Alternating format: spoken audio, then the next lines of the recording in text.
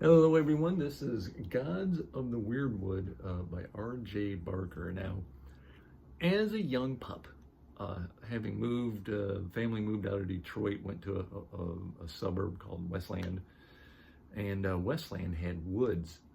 As a 10-year-old kid, oh boy did I like exploring those woods. There was not like a vast forest or anything, just between two streets, like a city block of its own.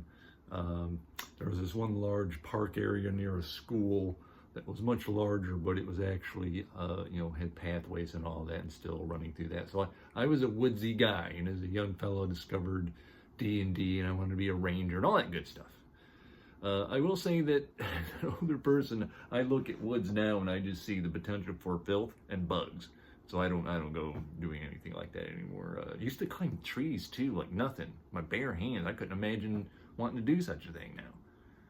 I suppose if I had the right people, friends, and they wanted to go, for a hike through some woods, I'd probably be up for it. But that's a far away place for me anymore. But for no better reason than a piece of cover art on a new Shannara book that's out, showing like a deep dark forest and a druid looking into it. Started to get that old woodsy tingle, and sitting on the stands was this. It does have a sequel, and I did find out it's going to be a trilogy, but I am not sure when that's out just yet. So we meet Kahan, and Kahan, when we meet him, is a farmer. He's a forester. That's the way they refer to him as. And he has a rather traumatic past that has quite a bit to do with the magic system in this book, which has to do with something that is introduced as if it's a symbiote. It's called a cowl, but we don't get a detailed description of the cowl other than it does talk to its wearer. And he's suppressed his. He had a trauma with it, involving death and his sister and training, and he suppresses it. He will not use it. He will not use it to kill. He will kill, but he will not use the magic in him to do it. And he wants to be left alone, and everyone stay away from him. He is what's called clanless, and being part of some clan is a very big deal in here. This seems to be, I think R.J. Barker must pay attention to politics, because it feels like modern day politics, sit as a skeleton on this book. It's not necessarily of today specifically. Today's politics being a rather extreme form of politics we've had for quite a long time now. Ruling over everyone is a clan called the Rai, R-A-I, and any weakness that is perceived must be crushed. We even amongst themselves, they do, scramble amongst themselves to overdo one another. I remember Bill Clinton, when he was president, said, how did that go? If wrong and strong beats right and weak every single time, and that seems to be the case here, is the way the right deal with things. There is a village nearby, his farm rather, consisting of about 150 permanent residents. They don't really like them there. They themselves kind of a clan there. It says Gods of the Wyrdwood. So it's almost like gods come and go, and the Rai have their own, and that's it. We crush all the other gods. The feeling of the book is very, let's say, realistic in a way. Even though there's magic things that happen, there's higher magic around in the background. It's just that, without the cowl, without some magic, some of the more extraordinary things that one can do just aren't going to be done without it. And so he realizes that even though he himself, Kahan, that is a rather experienced warrior, he realizes he has limitations as a man. And so it has a little bit of a kind of a gritty realism to it, but not too realistic. In this, he has to make a couple of excursions. This is what I bought the book for, to go in the woods. And one of them was just simply, we need you to help us transport some stuff from one place to another through the woods. It's here that we meet these group called the Forest Alls. They're basically ranger bandits. And Kahan, what he does, he doesn't outright, there's not a lot of action in this. He outthinks everything. He's actually a very smart fellow. It's just he's sort of self-loathing, and he's not confident about unleashing anything and what could result from it. He wants nothing to do with it.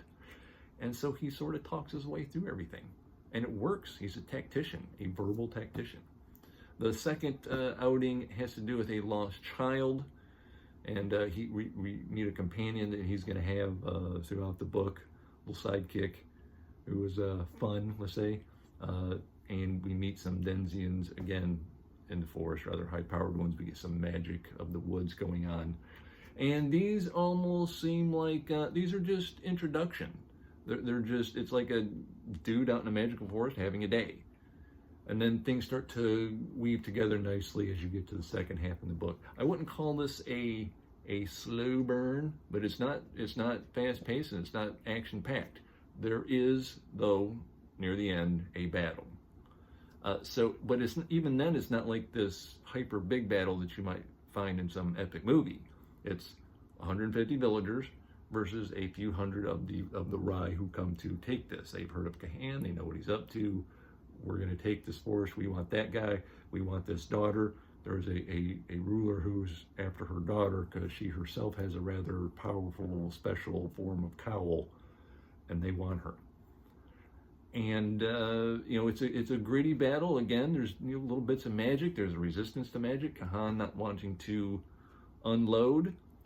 When you think it's gonna go somewhere, there was a potential here for a rather cliche ending, as someone resisting their power and then embracing it and wipe everything out.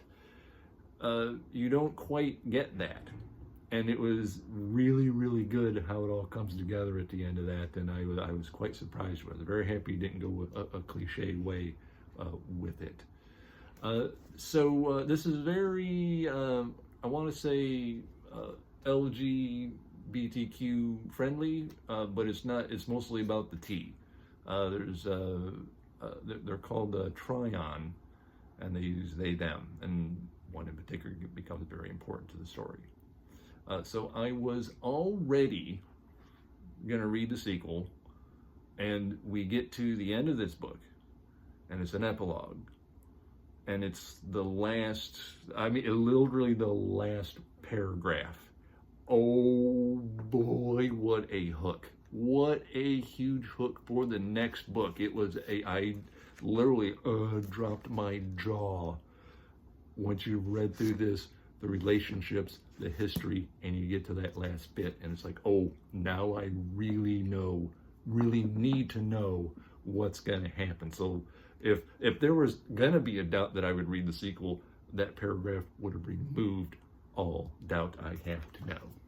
With that said, the next book, the sequel, Warlords of the Wyrdwood.